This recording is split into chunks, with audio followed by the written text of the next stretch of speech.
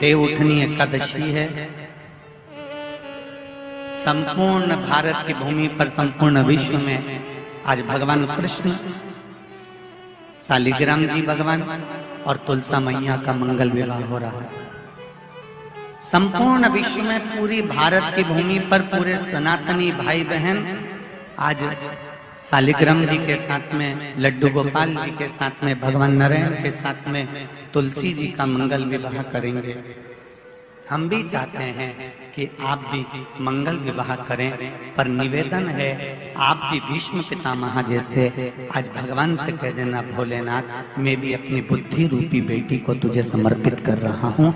एक कर्म गति के कारण तू लूट बैठी, इतनी अच्छी थी, इतनी बढ़िया थी, पर केवल तेरे ललाट पर जो लिखा हुआ था कर्म की गति का खेल लिखा हुआ था, उसने तुझे अच्छे से बुरा बना दिया।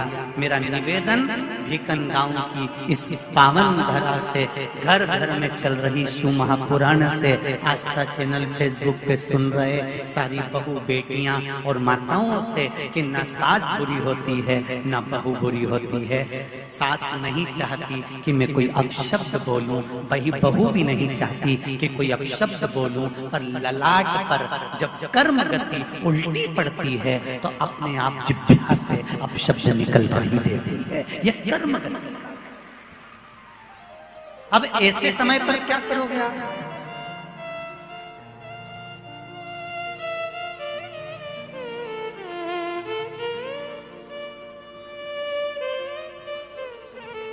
ऐसे समय पर क्या किया जाए?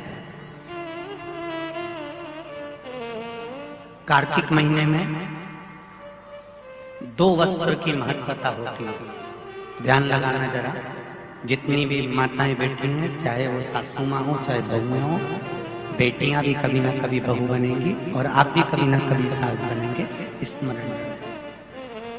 कार्तिक महीने में 2 वस्त्र का विधान है, एक पीले कलर का वस्त्र और एक लाल कलर का वस्त्र।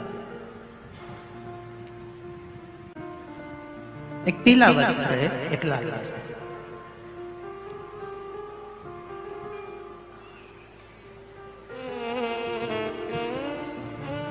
आज देवउठनी एकादशी है।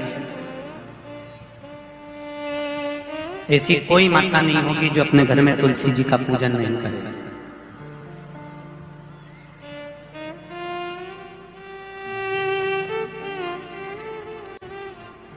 घर की मां यदि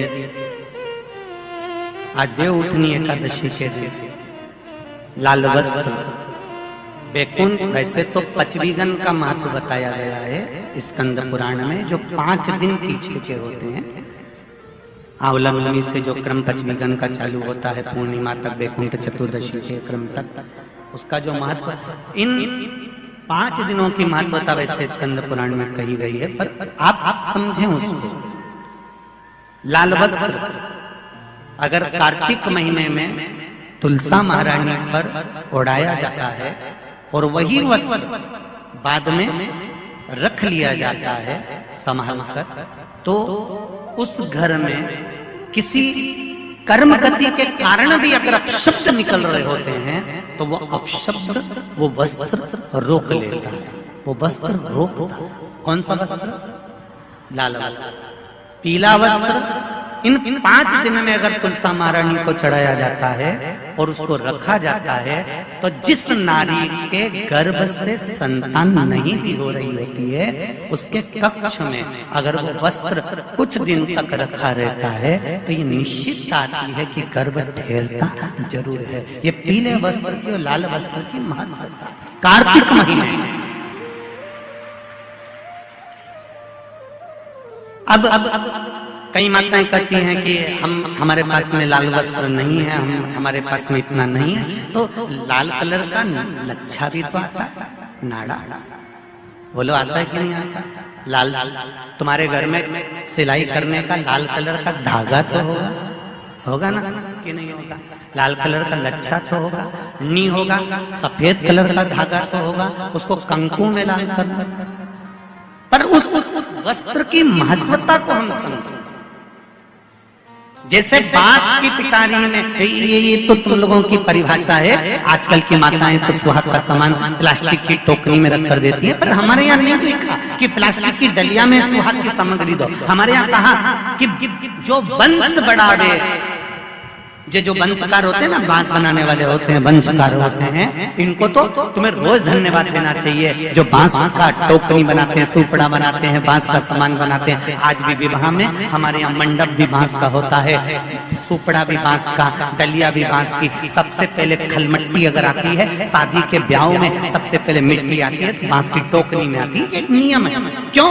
क्योंकि जिसकी शादी में मट्टी, इधर लाते मट्टी, जिसकी शादी में मट्टी बांस की डलिया में आती है, उसको संतान के लिए डॉक्टर को दिखाने की जरूरत नहीं पड़ती। जिसकी शादी की शुरुआत प्लास्टिक की डलिया से होती है, फिर उसको टेस्ट भी करवाना ही पड़ता है।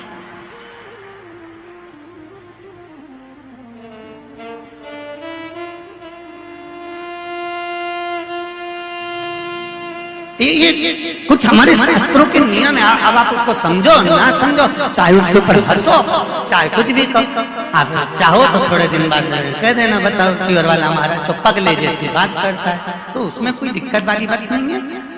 पगले का अवार्ड हमको ही मिलने वाला है, उसमें कोई दिक्कत वाली बात नहीं। पर उसको समझो कि हमारे सनातन धर्म में ये वंशकार, बांस का सामान बनाने वाले, बांस की डलिया बनाने वाले, बांस का सुपड़ा बनाने वाले, सबसे पहले ये वंशकार हुए, फिर खवास नाई ये हुए, फिर चर्मकार हुए, जूता चप्पल बनाने वाले, फिर अन्य जितने जितने हमारे यहाँ, इनको लोग कहते हैं कि इनको हमारे यहाँ से हटा दिया, ऊंची जाति वालों ने इनको पीछे हटा दिया। कोई इनको पीछे हटाने वाला नहीं है। केवल तुम्हारी बुद्धि से लोग तुमको भ्रष्ट कर रहे हैं कि हमको नीचा दिखा रहे हैं, हमको ऊंचा दिखा रहे हैं। किसी जात में, किसी समाज में ये नहीं कहा गया कि इनको नीचा दिखाना। प्रत्येक समाज में, चाहे ब्राह्मण के घर की शादी हो, चाहे क्षत्रिय के घर की शादी हो, चाहे वैश्य के घर की शादी हो, सबसे पहले वंशकार की डलिया आती है, वंशकार आता है। सबसे पहले हमारे यहाँ अगर पादुका बनाई जाती है तो सबसे पहले चर्मकार आता है, सबसे पहले हमारे यहाँ खवास आता है।